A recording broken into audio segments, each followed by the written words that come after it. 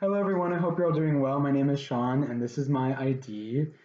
I watched what my classmates had to say for the deliberative speech part one, and I thought it was very interesting, so I'm here to respond back to a couple of those.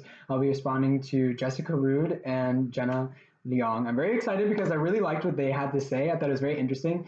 Jessica Rood started talking about the World Health Organization and how they had put out a study saying that most young people spend their days on at least 5 different social medias, which I thought seemed kind of excessive. But then she went on to say that there was another study um, that found that people after the pandemic started added approximately an hour more of social media time into their day. And there was like a study by Rita Hold in 2020 that said that this is most likely because social media has a lot of very human interactions, people exchanging ideas, people learning, laughing, talking to each other. So it feels very natural for us to be on social media because it's the next best thing for us to next best thing to us being with each other in person. And this was very interesting. And she started talking about Facebook and how Facebook a lot of people are on Facebook, and so Facebook naturally, because of the pandemic, was putting out a lot of information or prioritizing information about the pandemic in regards to masks, how to wear a mask, where to get them, about vaccines, what are they, where to get them, and the laws being put in place for mask mandates in different countries or in different states. And this is all super good. I'm really glad that Facebook was doing that because it'd be really bad if no one knew anything.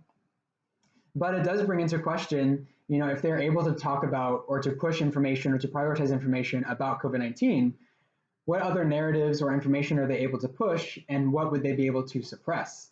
And to what extent do we want companies like Facebook or even the government to be able to push or suppress narratives or information on social media? To what extent do we want them to be driving, the communal consciousness like that? I thought that was super interesting that she brought that up.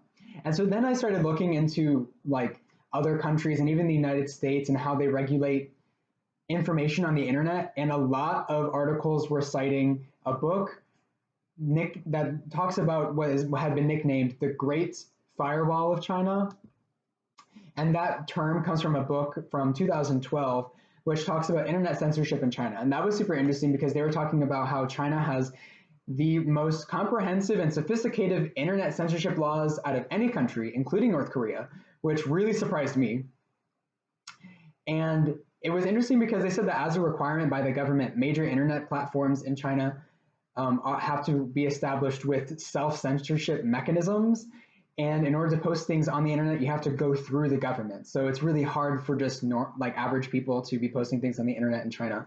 And that was interesting to me because obviously that's kind of scary. It feels very Black Mirror-ish or Twilight Zone-esque for a Westerner like myself, because it really skews your your sense of what is going on in the world. It skews your ability to see other people and to understand really how people are living their lives and what is representative of actual people in China or outside of China.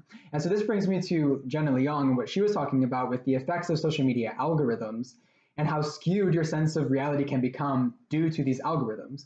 So if you go onto a social media and you like a lot of things that have to do with cooking, you're going to see more posts that have to do with cooking. Even if the social media is not there for learning how to cook, you might be only seeing cooking videos. And that can become dangerous because then you might be seeing lots of misinformation. You might be only exposed to conspiracy theories.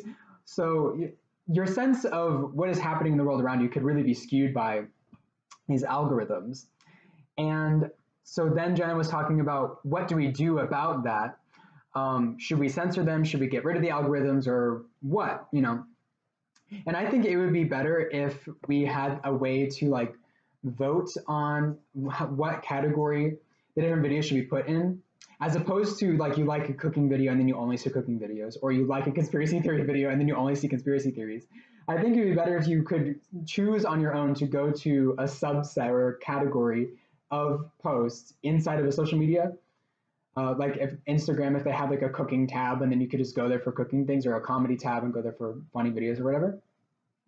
I think that would be a good way to get around this algorithm, and then you would be able to get the audience involved if they're the ones choosing it as opposed to a robot choosing it.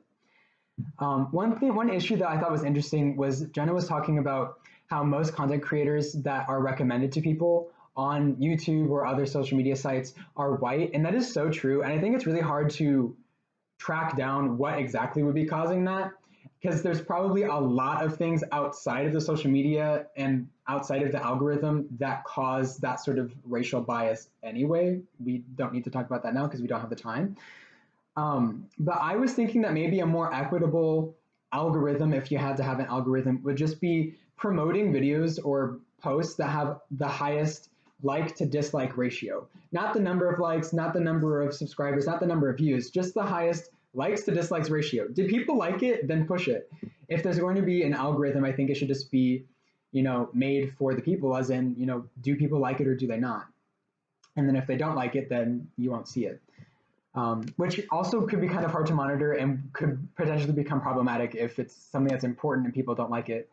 But then if you get rid of the social media, would that deter from people wanting to be on social media? I don't think it would take away from people's ability or draw to social media, because back in the Okie Smoky olden days of like 2007, there really wasn't much in the way of social media algorithms. People would get on there, they would look for what they needed to find. Like if they were interested in finding a funny video, they would search funny video, or if they wanted to find a cooking video, they would just search for that, and then they'd find it, and then they could share it with other people. But there really wasn't much in terms of like you like that video and then you only see videos like that. And I think it would be very easy for us to go back to a system like that where you just search for what you're looking for and then you find it. I think that people would be able to very naturally and easily go back to that. I think that the way that we would navigate it obviously would be different, but I don't think it would be that hard.